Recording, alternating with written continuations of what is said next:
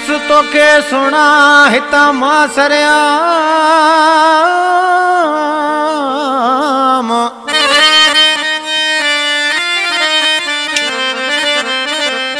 खणी वींदुसि तोखे सुणा हितां मां सरियाम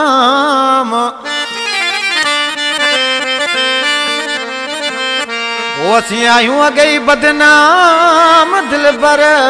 पालारी चवे फरमाशाह असद पालारी ज़ाहिद पालारी ऐं ॿिन्ही शेर खां शाइर यार मोहम्मद लाशारी महबूब लाशारी ऐं वधीक फरमाशाह शाहनवाज़ चांग रोशन चांग मंजूर चांग रज़ाक चांग नंढड़ो करीम बख्श ऐं वधीक फरमाशाह अली हसन छुट्टो अली गुल छुट्टो ऐं मुंहिंजो प्यारो पंहिंजो भाई डॉक्टर मीर हसन छुट्टो अब्दुल खालिक छुट्टो प्यारा दोस्त मुझी केसर जी सिलेक्शन भा राशिद चांग करे पियो फोन नंबर आ 03217648708 प्यारा प्रेम भा जिम दोस्त यार के शायरी या कलाम करे हुंदी मुझे भा राशिद चांग सां राबतो करे असां न जानी आशिक छा पियो चए सरेआम खणी तोखे वींदासीं केरे विच में बि कोन ईंदई ओ या गाल सची तई मोजी सरेआम खणी तोखे वींदासीं तेरे विच में बि कोन ईंदई इहा गाल सची तई मोजी जिन जे कुल्हे ते खुदी पियो से पाण भॼी सभु वींदई इहा गाल सची तई मोजी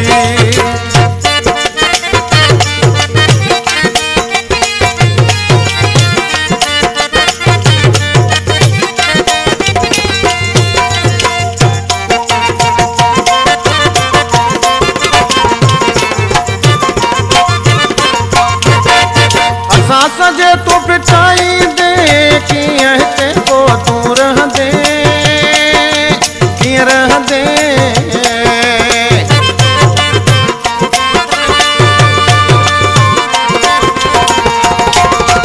असा सजे तू पिटाई दे किए ते को तू रह दे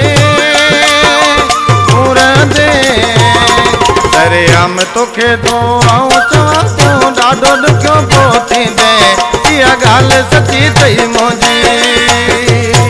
अरे हम खणी तोखे वींदासीं तेरे विच में बि कोन ईंदई इहा ॻाल्हि सची तई मोजी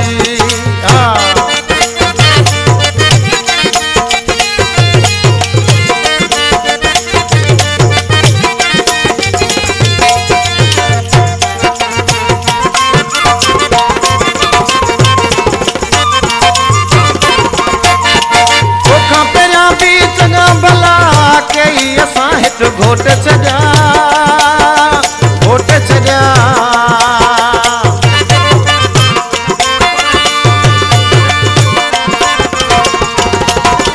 तोखां पहिरियां बि चङा भला कई असां हिते घोट छजा न कंदो कर मुंहिंजे अॻियां तोखे ख़बर नाहे असांजी इहा ॻाल्हि सची तई मोजी सरेआम खणी तोखे वींदासीं कहिड़े विच में बि कोन ईंदई इहा ॻाल्हि सची तई मोजी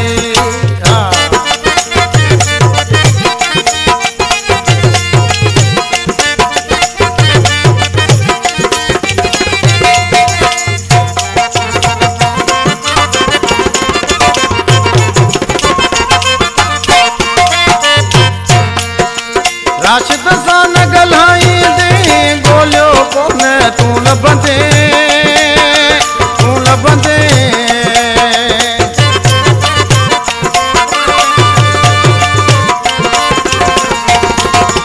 राशिद सां न ॻाल्हाई दे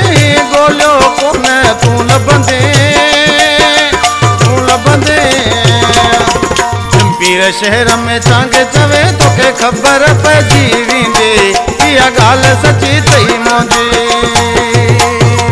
जन जे कुल्हे ते खुदी पियो से सभु भॼी त वेंदई इहा ॻाल्हि सची तई मोजी सरेआम खणी तोखे वींदासीं कहिड़े विच में बि कोन ईंदई इहा ॻाल्हि सची तई मोजी